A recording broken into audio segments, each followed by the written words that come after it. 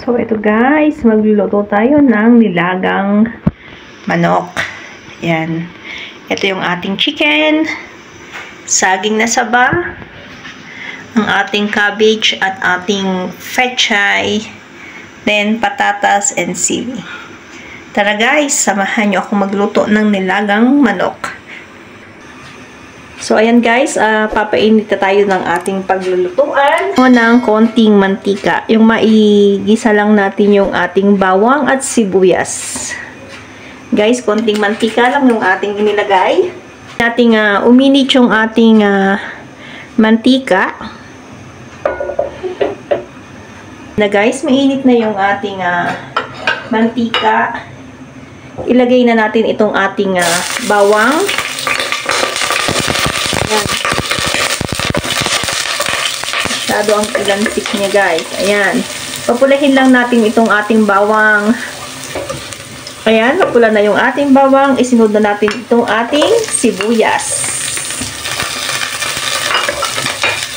Suin lang natin at palabasin ang aroma ng ating bawang at sibuyas.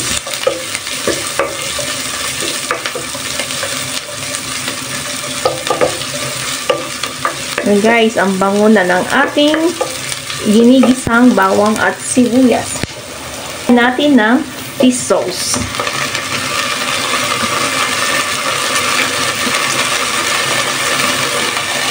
Okay.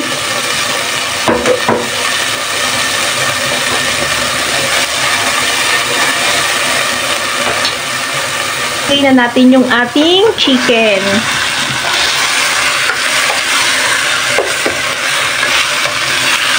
Sangkutsahin lang natin guys mabuti yung ating chicken para mawala yung kanyang lansa. Ayan. Sangkutsa lang mabuti. Then ilalagay ko na yung ating black pepper. Ayan, powder guys yung ginamit natin kasi talagang pagka mga ulam gusto ko yung malasa at maanghang sa paminta. Yung iba ang ginagamit nilang pepper is yung popcorn. Pero ako guys, hindi. Mas gusto ko yung powder para mas malasa at maanghang. Medyo maanghang sa paminta. Yan ang ating gusto sa mga linulutong mga ulam. Yan, takpan lang natin at lutuin natin mabuti yung ating chicken. So, ito na guys, yung ating chicken is nasangkot siya. Bilingin lang natin para magpantay yung kanyang luto.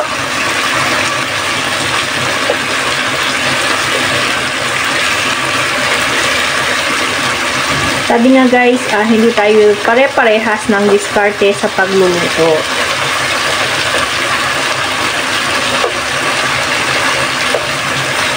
So, yan na yung ating chicken.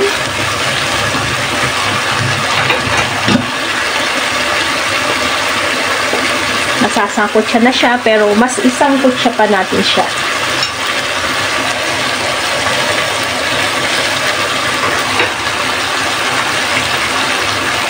Ayan, takpan natin ulit. Ayan na guys, yung ating chicken. Lumalabas na yung kanyang mantika. Mas nasasangkot siya guys, mas sumasarap yung ating niluluto.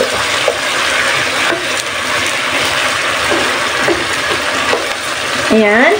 And then, ilagay ko na itong ating sili at potato. Sama rin natin siya sa sangkot siya kasi itong ating potato is medyo malalaki yung ating hiwa at saka ito yung pinaka matagal lutuin sa ating ingredients. Kaya isama na natin siya. Yung sili naman is para lumasa doon sa ating iniluluto.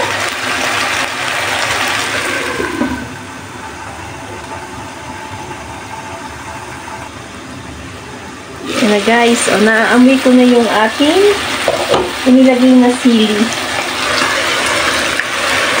Ayan, o ano na siya. Nato-toasted na yung ating chicken.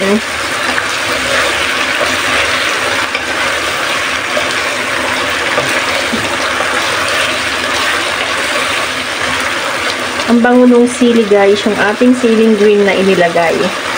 So, sige lang, isangkot siya pa nating mabuti dito yung ating iniluluto.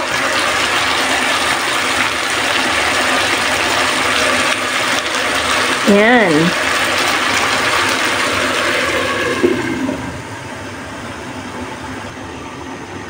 Yan na guys.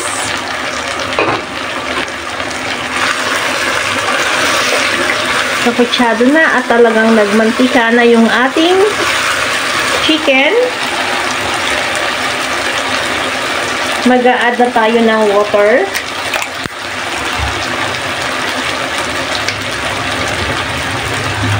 Yan. Bali,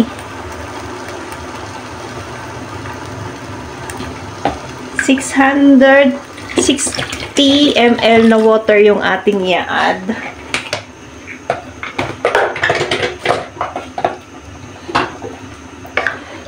Or magdadagdag pa tayo kasi masarap ang sabaw dito sa ating nilaga.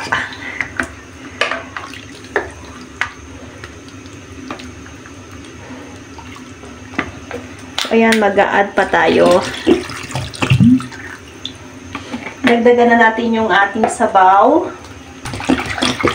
Ayan. Okay na yan guys, yung ating sabaw na yan.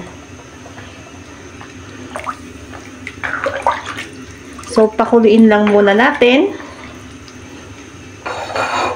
I-add ko na rin yung ating sibuyas para lumasa na siya.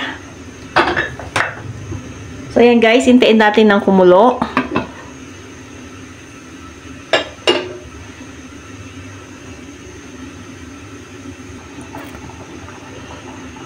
So, ayan na guys.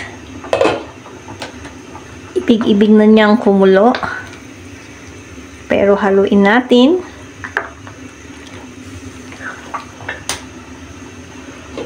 Then, takpan ulit. At tuluyan nating pakuluin. So, eto na guys. Kumukulo na yung ating inilulutong nilagang manok. Ngayon is, titikman natin siya kung saan siya kulang. Kung matabang ba siya sa alat, sa lasa ng paminta. Tikman natin.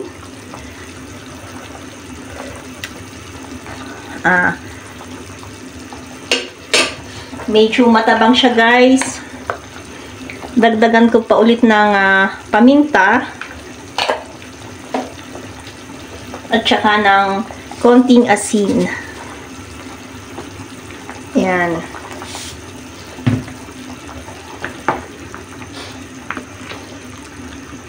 Haluin lang natin para mag-dissolve na yung ating asin na inilagay.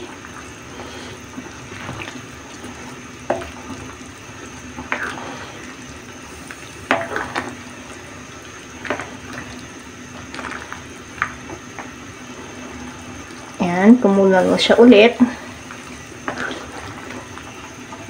Ngayon is ilalagay ko na yung ating banana. Ito yung ating saging na saba.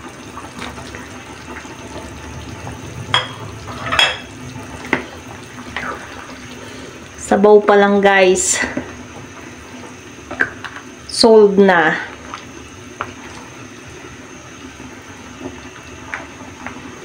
So, ito yung ating mga gulay nilagay. Patatas at saka banana. So, tikman ko ulit kung okay na yung inilagay nating alat.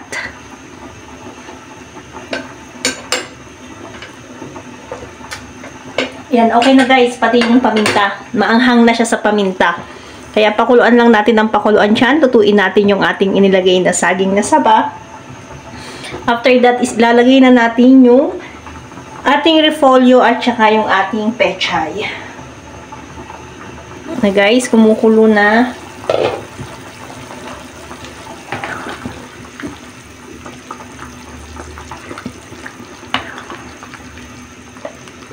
Ilagay na natin yung ating repolyo at pechay.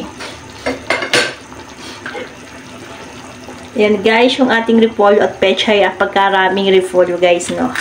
Kasi mas gusto ko sa linaga ang repolyo. Tsaka isa din yan, maganda guys yan sa mga nagda-diet. Yung iba, ito ang ginagawa nilang rice repolyo. Pwede mo rin siyang ilaga. Pwede mo rin siyang igigisa mo lang siya ng konti.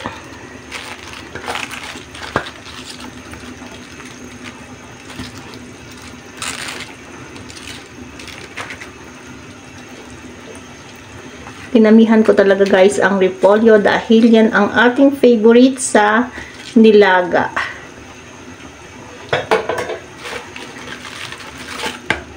Yan, di na makita yung ating chicken.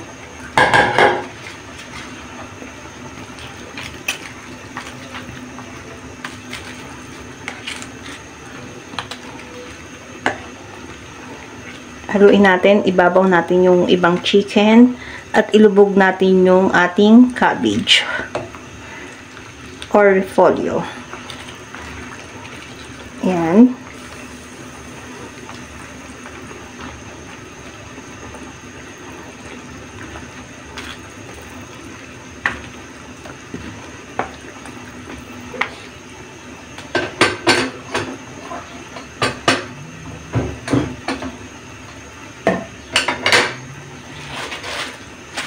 Lalagay ko naman itong ating pechay. Guys, isang ano lang yan, okay na yan. Half cook lang din natin yung ating nilagay na repolyo at saka yung ating pechay. Pakuluin lang natin, then okay na yan guys.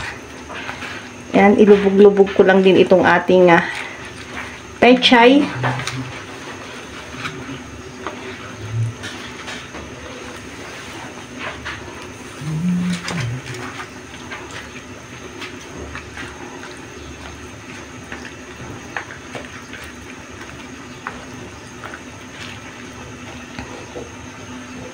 Then, tatakpan natin. Hintayin lang natin na maluto ng konti yung ating repolyo. So, ayan na guys. Kumukulo na yung ating nilulutong nilagang manok. Okay na yan. Luto na rin yung ating inilagay na cabbage at saka na pechay. Sana guys is nakarating kayo sa dulo ng aking video at may natutunan po kayo ngayong araw na ito. Sa lahat po ng hindi nakasubscribe sa aking channel, sa aming channel, punta lang po kayo kay Chen Vocal Vlog.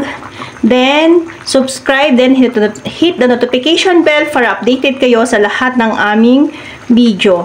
Ayan, maraming salamat po sa lahat ng sumusuporta sa amin.